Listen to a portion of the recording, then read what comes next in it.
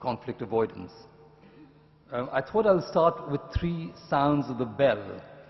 Please listen to the 3 sounds of the bell and let the sound penetrate into your consciousness. Just, silence is one of our universal languages. And maybe we just listen to the sound of the bell. There's been a lot of speaking, so just 3 sounds of the bell, which allows us to come back to the present moment.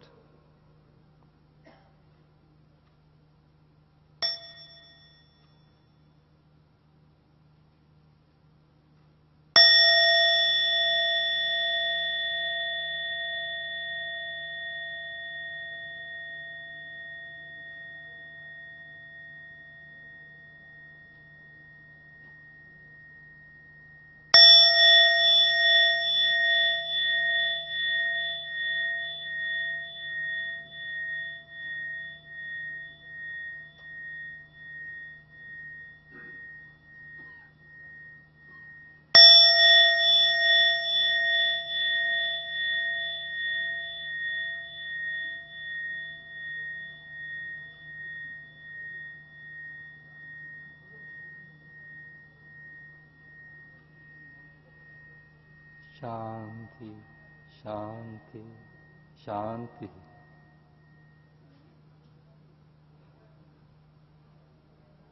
In fact, this morning also we heard the same invocation at the end of many liturgies, many rituals, in many of the Indic civilizational traditions, we end with peace, peace, and peace.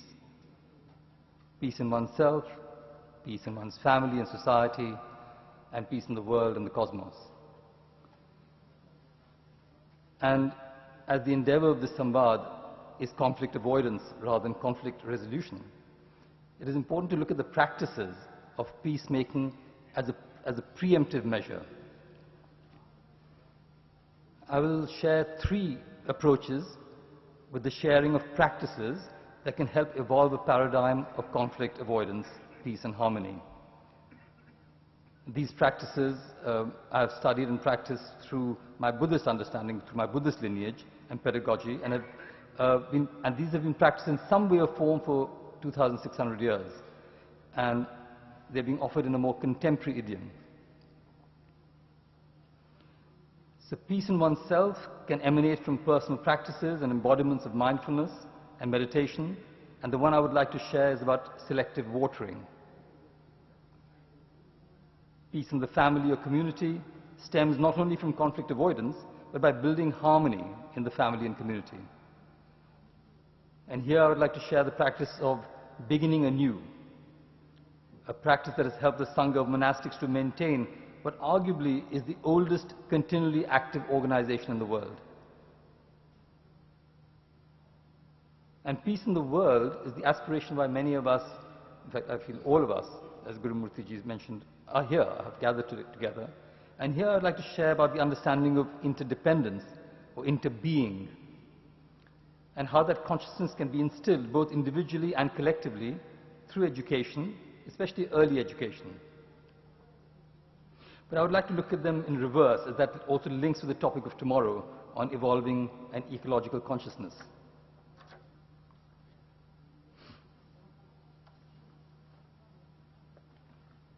The teaching of interbeing and non-self can be illustrated by this leaf. Incidentally, it's a leaf of the peepal tree, the Bodhi tree in Bodh Gaya, under which the Buddha sat at his moment of awakening. And possibly he understood the depth of meaning of dependent origination, Patit Samatpad, by looking at a leaf like this. And when I go to Bodh Gaya each year, I sit under the tree and contemplate leaves like this, normally green ones, in the way that has been transmitted to me by my own teachers. So if you look deeply at this tree, at this leaf, we can see that it contains all the elements. It contains the soil, the rain, the sunshine, oxygen. It contains the clouds, the oceans, and minerals. It also contains time and space. In fact, the whole cosmos is present in this leaf. If you take one of these non-leaf elements out of this leaf, it would not be here.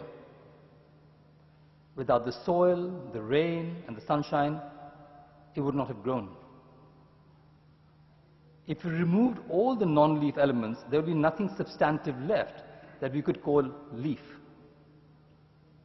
So observation tells us that this leaf is full of the whole cosmos, while at the same time, it has no separate self-existence. This leaf cannot exist by itself alone.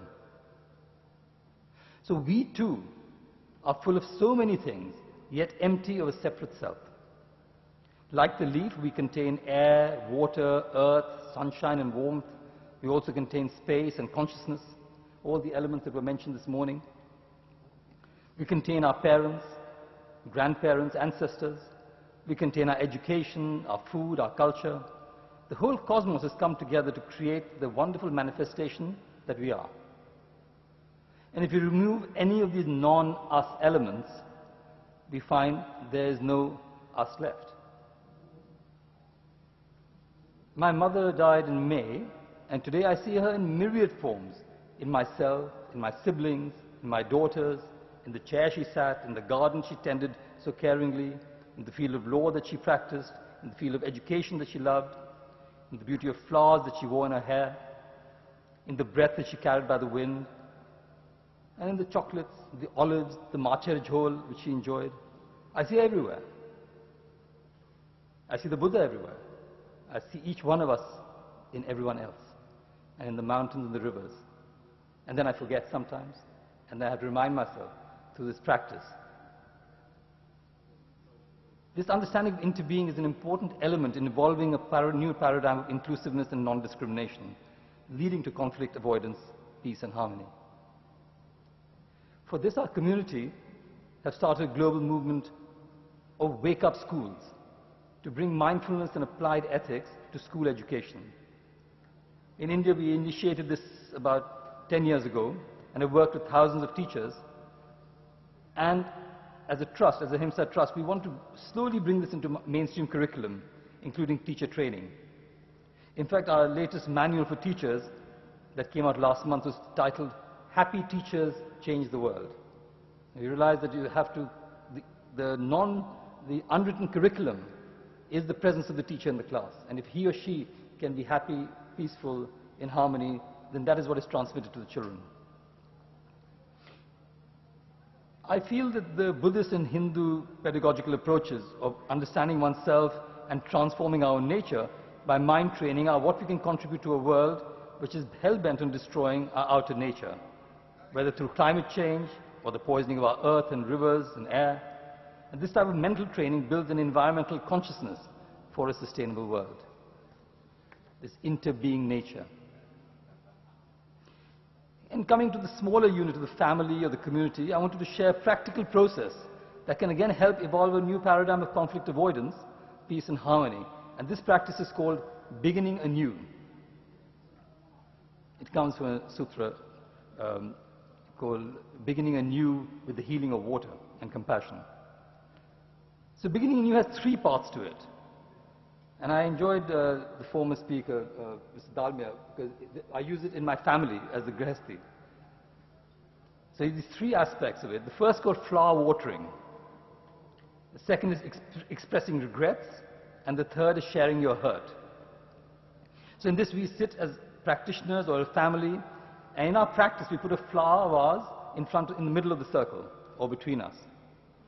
And that's to remind us of the freshness, and also to use as a talking stick. The person who holds the flower, who has the vase, actually has the space to speak.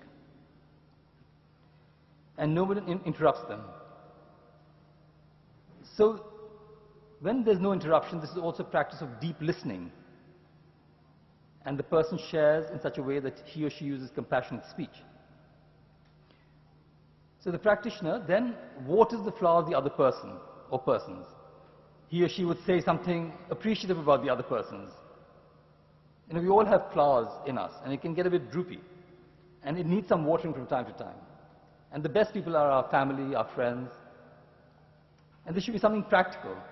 For example, I could thank my wife and my brother for letting me come to this wonderful Samvad.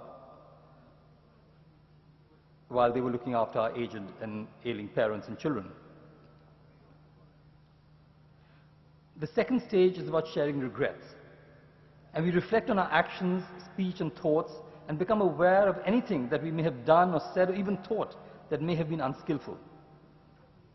And in that case, we state that and apologize, and maybe explain the circumstance that led you to this unskillful action. It is better this way, as the other person understands that you regret what you have done, and it also affords you a chance to explain. And the third element is the most difficult. It is about expressing your hurt. And often we start with blame, but this is actually, we should always think of 2 or 3 good things about the person before expressing the hurt. And when you're listening to this, even if you disagree with what the person is saying, you keep quiet. You just absorb what the person is saying, because really a lot of healing can happen just by being listened to. And I can see this in the family, with our children, with our families, in my workmates. We do this in our office. And if you feel there's a wrong perception, a few days later you might want to share that. And if this is done regularly, I assure you that conflicts will be avoided and peace and harmony will prevail in the family and the community. And the third small practice I wanted to share was for the individual, which is called selective watering. It's to do with our sensorial and volitional diet. In our store consciousness, there are a number of seeds. Seeds of love, forgiveness, joy, beauty, mindfulness.